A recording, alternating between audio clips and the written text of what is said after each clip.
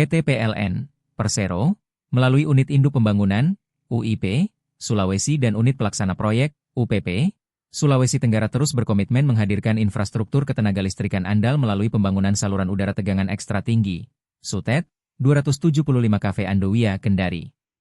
Pada pekan lalu, PLN menggelar sosialisasi pengadaan tanah di 4 kecamatan terdampak yaitu Motui, Lasolo, Lembo, dan Molawe untuk mendukung kelancaran proyek tersebut.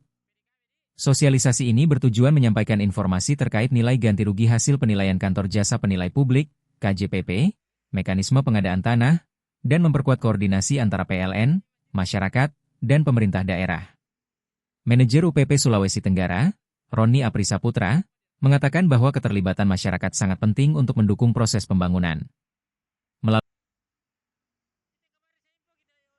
Download Tribun X sekarang, menghadirkan lokal menjadi Indonesia.